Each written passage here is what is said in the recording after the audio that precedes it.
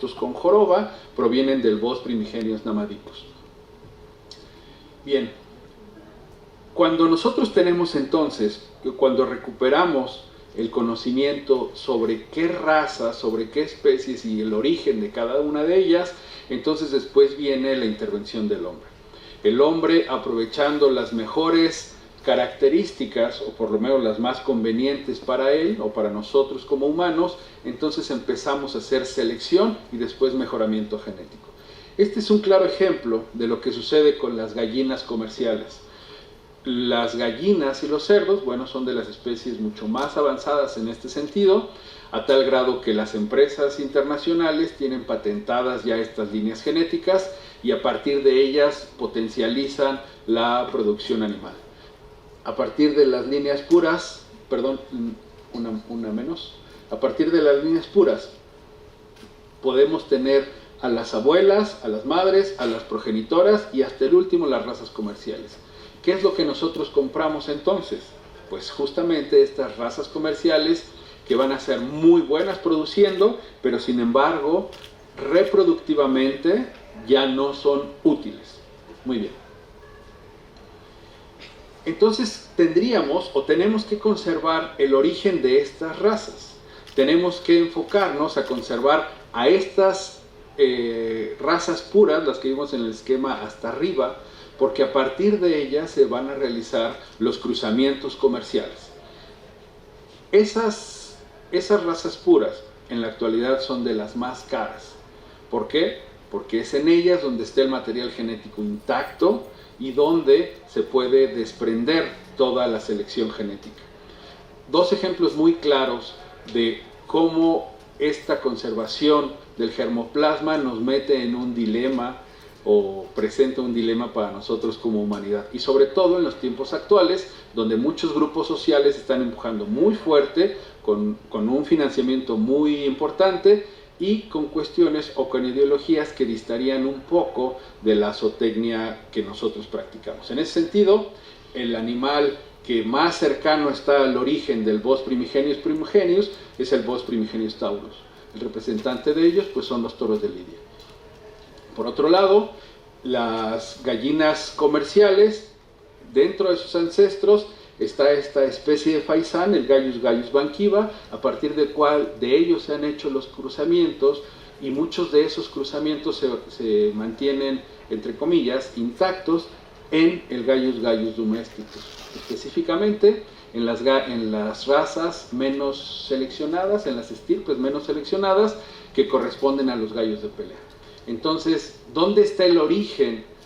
Por lo menos en los bovinos y en las aves, pues en estas especies cuyo fin o cuya conservación se ha restringido a actividades no necesariamente de alimentación, sino necesidades o intereses de otro tipo por parte del ser humano.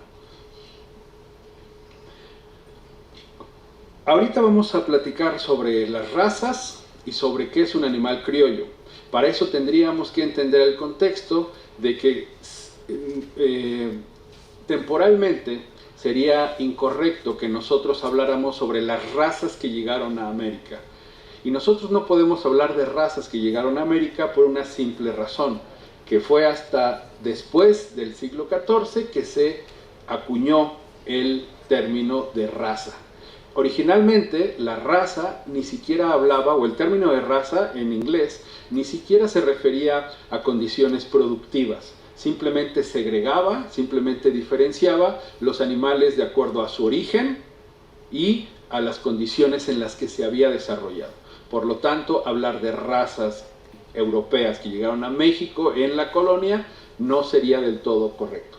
Y por otro lado, tenemos que cuando estos animales llegaron a América y con este mestizaje de los europeos con los americanos, pues la misma sociedad, los mismos pobladores empezaron a hacer estas distinciones de las castas en los seres humanos. No es lo mismo ser hijo de españoles que de español con todas las variantes que se puedan imaginar. Si alguno ha visitado el Museo Nacional de Antropología, ahí está perfectamente descrito este encaste, quién es quién, hijo de quién y cómo se le llama. Si eso se hizo con los humanos, pues con los animales mucho más. De tal manera que estos animales, en ese mismo esquema, los animales que llegaron de América, estaríamos hablando de animales criollos. Por lo tanto, estaríamos acuñando, y ese es el tema, o ese es el concepto como se habla, sobre todo en las asociaciones y en los círculos académicos que tratan con estas especies originarias, se habla de razas criollas. Es un término que vale la pena aclarar porque para muchos pudiera ser contradictorio, en el sentido de que en muchos aspectos los animales criollos se entiende como un animal sin raza, como un animal genéticamente pobre, abandonado y que no tiene ningún valor comercial. Ese es un perro que no es de raza, es un perro criollo, ¿no? Es que no tiene vacas de raza, tiene vacas criollas. Bueno, pues el término criollo en el sentido estricto no sería eso. Un animal criollo es el que vino de América, el que vino de Europa, vino a América, se adaptó y entonces es un hijo de europeos. Una de las grandes ventajas o desventajas, según se quiera ver, es que con la llegada de los europeos al continente americano se impuso una visión productiva muy distante o muy diferente a la que se practicaba en Mesoamérica. Los sistemas mesoamericanos eran por excelencia megadiversos, practicaban el multicultivo, la rotación y la combinación, sobre todo de diferentes elementos destinados a la alimentación humana. Con la visión europea, este sistema multifacético se restringió a monocultivos, en el mejor de los casos 2 cultivos en un mismo terreno, pero siempre aprovechando y siempre enlazando la producción de la tierra con la alimentación animal. Esta parte no existía, esta convivencia entre lo agrícola y lo animal no era tan fuerte, por lo menos respecto a la visión europea. Ahora, si tratamos de hablar o de entender cómo es entonces que llegaron los animales, ya no a América, sino a México específicamente, tendríamos que remontarnos al segundo viaje de Colón. ¿Por qué el segundo viaje? Porque hasta ese momento fue cuando él decidió que podían llegar, o bueno, lo que ahora conocemos como República Dominicana, pero haciendo una estancia por Islas Canarias, específicamente en la isla La Gomera. ¿Qué pasó ahí? De acuerdo a los relatores del momento, se sabe que ahí en esta parada ellos se provieron de semillas, de plantas, de alimento, pero sobre todo de animales que los iban a acompañar en el trayecto. En ese sentido, resalto ahí con letra roja, porque puede ser, o mejor dicho, es el primer testimonio de cómo entonces se embarcaron específicamente 8 puercas con ese precio que aparece ahí y que fueron las primeras que llegaron al continente americano. Muy bien.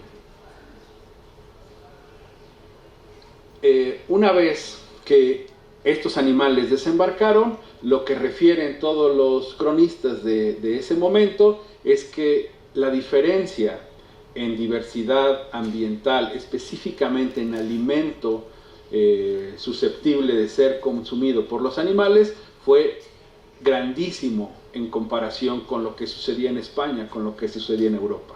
Cuando estos animales llegaron y encontraron esta diversidad y esta abundancia de alimentos, entonces se dieron cuenta que los animales reproductivamente estaban mucho mejor y por lo tanto entonces empezaron a encontrar que sobre todo las bellotas y algunos otros productos eran los ideales para este tipo de animales.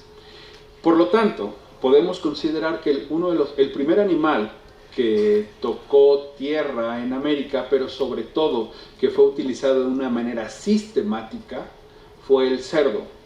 El cerdo, como un elemento, y aquí empezamos con lo que yo les comentaba, aparte de que proveía alimento a los españoles, como es obvio, también provee, de acuerdo a otros autores, provee material para la milicia, como humectante, como factor principal en algunos casos de artillería. La grasa del cerdo es importante, sí, el alimento es importante también, pero sobre todo, si nos vamos a los relatos de estos años, una de las partes importantes del consumo de cerdo era la clara distinción que existía entre las tropas cristianas y musulmanas.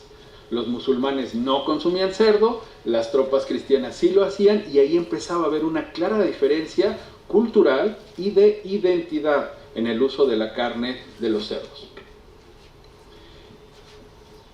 De la primera invasión que sucedió a México o al territorio mexicano, que fue en 1517, se asume que ningún cerdo pudo llegar al territorio porque los enfrentamientos fueron muy cruentos y por lo tanto murieron tanto los hombres como los animales que venían en las embarcaciones. Fue solamente hasta la segunda invasión donde se relata y donde se determina que son los cerdos, donde ya tocan el suelo mexicano, y aparte empiezan a establecerse en las diferentes regiones que los españoles iban sometiendo. Podemos decir entonces que el sometimiento de estas comunidades y la subsecuente implantación de una piara, pues podemos asumir que ahí es donde empezó la porcicultura tal cual en México. No solamente llegaban y se instalaban las piaras, sino además se replicaban y conforme iban ganando territorio los europeos, iban instalando estos centros productivos.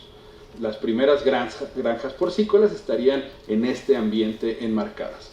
Después, en el caso de los bovinos, estamos hablando que ya es hasta el año de 1521 donde existe el primer desembarque ya documentado, y hasta 1527 es donde el gobernador de lo que ahora es Tampico ordena ya una traída masiva de los animales, ¿de acuerdo? De estos bovinos. Hasta 1543, en lo que es el actual estado de Campeche, es cuando se determinó traer una cantidad mucho mayor de bovinos, pero también de porcinos y aves. ¿Qué pasó cuando estos animales llegaron a territorio mexicano? Las diferentes batallas, los diferentes caminares hicieron o provocaron que los animales se dispersaran, que se disgregaran junto con las tropas. Algunos de estos animales encontraron territorios no explorados, en donde estos grupos de animales se adaptaron a los ambientes, al clima, a las situaciones diversas de cada región geográfica, y a partir de ella empezaron a evolucionar para adaptarse a las condiciones climáticas. Esta disgregación hizo entonces que se perdiera la huella, que se perdiera de vista a muchos de estos animales durante muchos años. Cuando los animales abarcaban este territorio desconocido o inhóspito, entonces cuando la gente se dio cuenta que se adaptaban, vamos a decirlo así, solitos al ambiente, entonces les denominaron asilvestrados o cimarrones. Todos conocemos o todos hemos escuchado hablar del borrego cimarrón. Bueno, pues este es el origen, o puede ser uno de los orígenes denominados de este tipo de animales. Es un borrego cimarrón, un borrego asilvestrado, un borrego que sobrevivió solo y encontró las condiciones para no morir.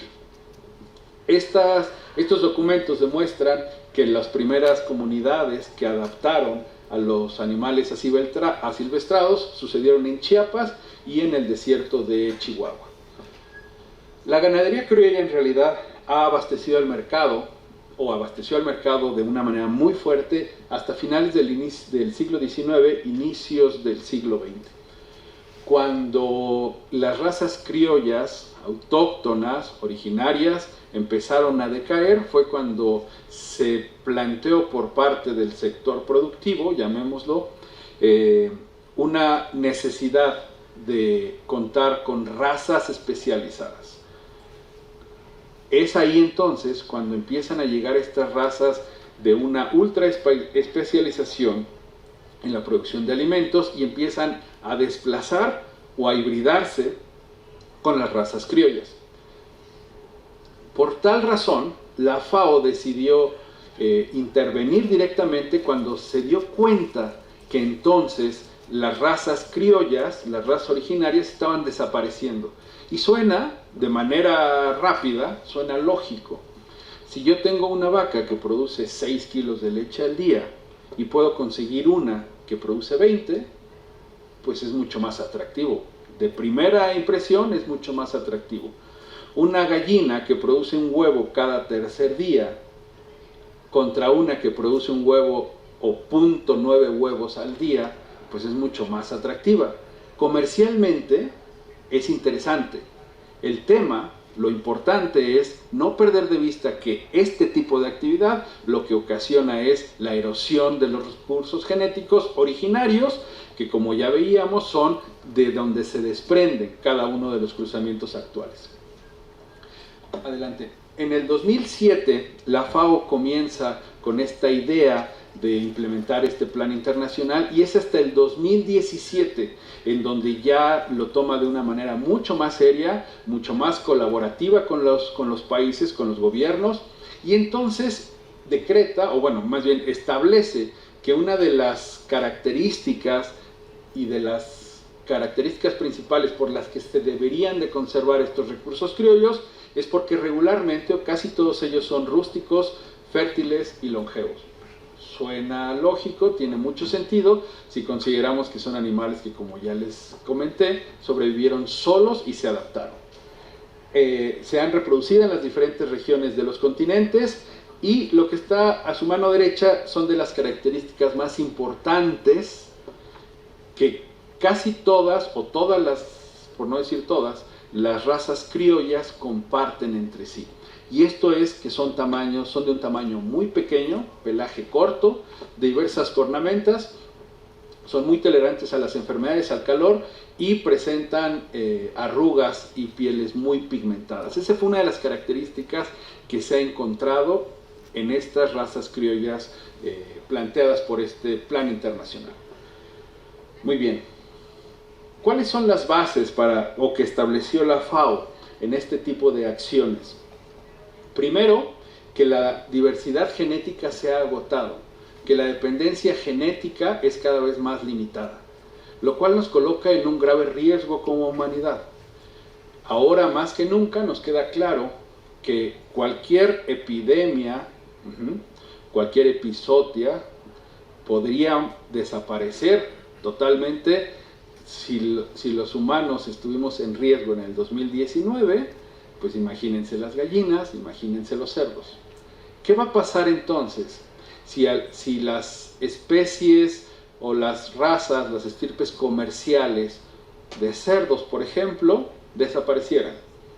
¿Dónde dónde recurriríamos para tener ese germoplasma? Pues gran parte de ese germoplasma lo tienen las grandes compañías, eso es real, pero las cantidades no serían suficientes. Entonces es cuando la sociedad, la academia y los organismos internacionales se preocupan por conservarla. En ese sentido, la FAO hace esta alerta de una diversidad genética limitada y que reconoce que estas razas criollas están principalmente en los países en vías de desarrollo. Y por desgracia, los países en vías de desarrollo son los menos capaces para gestionar este tipo de recursos. Por lo tanto, el plan incluye 23 prioridades que se agrupan en 4 áreas. Estas 4 áreas, que ustedes las pueden ver ahí, tienen que ver con, en resumidas palabras, tiene que ver con caracterizar, utilizar, fomentar y cuidar. No se habla de variables productivas, no se habla de conveniencias económicas, simplemente de conservar los recursos. ¿Y por qué hago énfasis en que no se está hablando en estos términos? Por lo que sigue. Muchas de las variables productivas de estas razas criollas no son económicamente atractivas. Por lo tanto, son los entes que no tienen un fin de lucro las ideales para conservar este tipo de animales. ¿Quiénes son o quiénes deberían de ser por excelencia? Las instituciones académicas. Y las instituciones académicas que actualmente tienen ganado criollo, pues de las más representativas son aquellas que están vinculados a un sector gubernamental. Poniéndole nombre y apellido, una de las instituciones que más trabaja al respecto y que conserva de manera sistemática este tipo de razas criollas es el Colegio de Posgraduados. Y el Colegio de Posgraduados, como dependiente de la SADER, pues de cierta forma tiene muchísimo sentido el que haga este trabajo que ordenan los gobiernos a través de las recomendaciones de la FAO. ¿Dónde quedan entonces, o dónde quedamos las instituciones de otro tipo, como nosotros, como la Universidad Autónoma Metropolitana? ¿Tenemos o no tenemos ganado criollo? ¿Qué pasa? Xochimilco es un gran representante en cuestión del ajolote, en cuestión del cerdo peludo, que ahorita lo vamos a ver, y las demás. ¿Qué pasa con las demás instituciones? Entonces tendríamos que voltear a ver y hacer un buen análisis para saber si estamos jugando o no el papel correcto. Lo que no se puede medir, no se puede mejorar. Entonces, cuando nosotros hablamos de razas criollas, pudiéramos pensar en muchas. Sin embargo, las que están sistematizadas, las que están documentadas y medidas de alguna manera, no es una medición perfecta, ni tampoco es una medición vasta, pero es una medición que por lo menos ya existe y que está en esta base de datos desprendida de este mismo programa. Fíjense, y aquí lo interesante es, en esta base de datos, dentro de México, se reconocen solamente 2 razas criollas de burros, 7 de vacas, 2 de gallinas, adelante la otra, 2 de cabras, 3 de cerdos, 1 de borregos y 1 de guajolotes. Muchos, supongo o espero que estén pensando en que hay una raza de un lado que yo conozco y que no está ahí, y otra raza de otro lado que tampoco está ahí. Pues entonces lo que hace falta es empezar a trabajar, a caracterizarla, a conservarla para poder existir en este mapa internacional. México tiene más especies originarias, o de las ya denominadas originarias, y de estas razas criollas. ¿Qué pasa con las abejas? En mi grupo de trabajo en la universidad trabajamos con mejoramiento genético también de abejas. Las abejas, ¿qué pasa con las abejas nativas, con las abejas propias del continente americano? ¿Están conservándose o no? ¿Están trabajándose o no? Pues entonces necesitamos retomar ese papel importante. Muy bien. Cuando conservemos este germoplasma originario, tenemos una de las grandes características que no van a cambiar. ¿A qué me refiero? Va a ser redundante si de cada una de las razas que les voy a mencionar ahorita, de todas ellas yo podría mencionarles que son variables productivas bajas, tolerancia a parásitos alta, rústicos, adaptables, son altamente fértiles y presentan requerimientos nutricionales bajos. Eso, como es común para todos los criollos, ya no lo voy a repetir porque esto aplica para cada uno de ellos. Comencemos en orden de aparición con el cerdo pelón mexicano. El cerdo pelón mexicano ha sido conservado sobre todo en aquellas regiones marginadas, costeras y sobre todo en el Golfo y en la península de Yucatán. El cerdo pelón mexicano ha sufrido o sufría por lo menos hace 10 años de una grave amenaza en su desplazamiento por las razas o por las estirpes comerciales. ¿Por qué? Porque no tienen una gran tasa de prolificidad, bueno, de partos al año, más que de prolificidad, solamente destetan 6 lechones por parto y presentan, como podemos ver en el segundo párrafo, unas variables productivas de ganancia de peso muy bajas. Eso no es atractivo para el mercado comercial. Pero además, cuando nosotros vemos la alimentación de estos animales, vamos a ver que están relegados a solamente desperdicios o a limitantes nutricionales.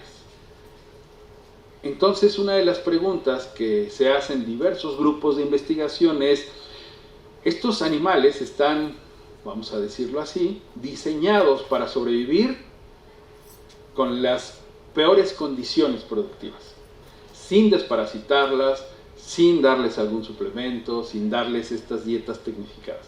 ¿Qué va a pasar o qué pasaría si se someten a un esquema productivo industrial, como el que estamos acostumbrados, como el que se enseña en la mayoría de las universidades? Y bueno, aquí está un ejemplo de Hernández en el 2019, donde sometió las cerdas pelón mexicano. En Veracruz están haciendo un esfuerzo por definir que la cerdo pelón mexicano de Veracruz no es la misma que la de Yucatán. Entonces están peleando o están empujando por decir y por demostrar que lo que ellos tienen es un cerdo lampiño tropical. Bueno, todavía no aparece en la base de la FAO, todavía no está reconocida como raza, a lo mejor en algunos años puede ser. Pero por ahora la lampiño tropical sería el cerdo pelón mexicano y demuestra que las marranas alimentadas con dietas a bases de maíz y soya, es decir, con un nivel proteico más alto, responden perfectamente a los niveles hormonales adecuados. Este tipo de hembras van a presentar los niveles de estradiol suficientemente fuertes para demostrar que la pubertad se alcanza más rápido con dietas con más proteína. Y se probaron solamente dietas muy sencillas, maíz y maíz con soya. Ni siquiera un balanceo de aminoácidos como lo haría en la nutrición tradicional de cerdos o actual, sino simplemente elevando un poquito más la proteína y las cerdas reaccionaron, respondieron. Lo mismo con la progesterona, y la conclusión de este trabajo es que las cerdas entran mucho más rápido a la pubertad con un mejor nivel de proteína. Sánchez en este mismo año trabajó con otro tipo de dietas que iban a lo mismo, dietas con diversos niveles de proteína. ¿Qué pasa? Pues lo que pasa es que el animal con mejor proteína gana más peso, los cerdos pelón mexicano. ¿Dónde está la diferencia? ¿Dónde está lo importante y lo que aporta este tipo de trabajo, específicamente? Sánchez demostró que el sacrificio de los cerdos de 80 a 40 kilos es muy distinto. Los animales sacrificados a 80 kilos representan una cantidad de grasa muy alta, por lo tanto mermas también, y productivamente, económicamente ya no es atractivo. Y sobre todo en el contexto actual, en donde la gente ya no quiere grasa, por cuestiones que además culturalmente nos han cambiado o nos han desvirtuado algunos conceptos, y de entre esa tergiversación de la información, pues ahora las grasas han sido condenadas y la industria porcina enfocó sus baterías hacia producir animales sin grasa. Entonces el cerdo lampiño lo convierte en un gran problema para eso, porque es un animal que si no se sacrifica a los 40 o 50 kilos, la cantidad de grasa por canal va a ser muy alta. Entonces, ¿cuál sería, aparte del valor genético y de conservación de este tipo de animales, dónde estaría la clave? Pues en este tipo de mercados. Yo ayer comentaba con alguno de los ponentes en los pósters el papel, y que tendríamos que cuestionar, o que tendríamos que preguntarnos el papel de la zootecnia, hacia qué tipo de población queremos trabajar, con qué tipo de población queremos abastecer. El mercado económico, proteína barata, huevo, pollo, cerdo, o los productos especializados, gourmet, y que se pagan muy caro. Es un buen punto de discusión que ojalá algún día se pueda tocar. El cerdo pelón mexicano actualmente, dentro de la agroindustria del cerdo tecnificado, no tiene cabida. Pero si nosotros sabemos darle ese giro en donde lo transformamos en productos auténticos, de origen, y sobre todo con una conservación de la cultura ancestral, entonces estamos encontrando un mercado diferente, y que entonces podemos cuidar el germoplasma, pero teniendo atractivos rendimientos. El otro cerdo ejemplar es el cerdo peludo, que sobre todo se trabaja en la zona de Hidalgo, y que una doctora de aquí mismo de la UAM Xochimilco ha sido de las máximas representantes, la doctora Delfa, de las máximas representantes en esta conservación, difusión y utilización de este tipo de cerdos. El cerdo peludo en realidad es igual a un cerdo más pequeño, altamente fértil, por lo menos por lo que reportó Segura en el 2021, reproductivamente no tiene ningún problema. Y aparentemente tiene ciertas ventajas en la canal sobre el cerdo pelón mexicano. Después, una vez que ya se establecieron los cerdos y que estos dos son los vestigios que pudiéramos encontrar, ahora podemos hablar de las vacas. Una de las máximas representantes del ganado europeo en la producción animal en México es el criollo lechero tropical. El criollo lechero tropical no solamente está conservado en diversas instituciones educativas, sino que además tiene un representante en CONARGEN. Hay que recordar que CONARGEN es la Comisión Nacional de los Recursos Genéticos, y la CONARGEN es aquella que destina, aquella que define cuáles son las especies o técnicas de interés, cómo las mejoramos, cómo las conservamos, pero sobre todo cómo las utilizamos. Y en ese sentido, el criollo lechero tropical tiene ya muchos adeptos, tiene ya muchísima información al respecto y ahora forma parte de la CONARGEN. En la CONARGEN están los representantes de Holstein México, ganado Jersey México, de algunas razas de caballos, de cerdos, de abejas, y el criollo lechero tropical tiene su propio apartado. Se ha adaptado perfectamente a las condiciones tropicales, de tal manera que la importancia o la comparación de la producción láctea, si lo vemos, y era lo que yo decía hace un momento, ustedes han escuchado hablar de la F1, aquella hibridación entre vaca Holstein y ganado cebú, la F1 que produce de 10 a 15 kilogramos de leche al día, la cruza, con concentrado, con 6 kilos de concentrado, con pastos de buena calidad, con desparasitación constante. Cuando hacemos esa división del criollo lechero tropical, la producción promedio está en 5 kilos, 4 kilos de leche. Pero sin concentrado, sin desparasitante y sin pastos de la mejor calidad. ¿A qué voy? Que entonces tenemos otro esquema productivo, el cual tenemos que cambiar y encontrar cada uno de nosotros desde el sector en el que estemos, saber qué giro y saber qué enfoque le podemos dar a cada raza criolla y justificar no solamente en el sentido genético y de conservación, por qué podemos o por qué debemos de trabajar con ellas. Todas ellas tienen un potencial económico, aparte de cultural, muy fuerte. Creo que los que estamos obligados a encontrarlo somos nosotros, desde la academia, en vinculación con las representaciones políticas, sociales, para causar un efecto totalmente positivo en esta tendencia virtuosa de la conservación de las especies.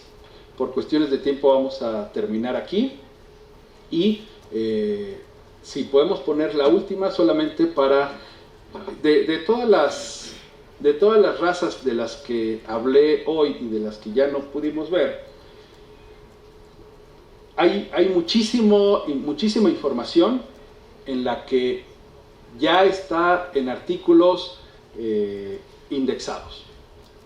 ¿Por qué la última, solamente para el correo? Porque a lo que voy es que el trabajo de mi equipo que me ayudó en esta presentación, pues se juntaron bastantes artículos para revisar, ya están compactados, ya están ordenados, y para que quede en tierra fértil, ese es mi correo, y si alguien estuviera interesado en recibir estos artículos, se los podemos proporcionar.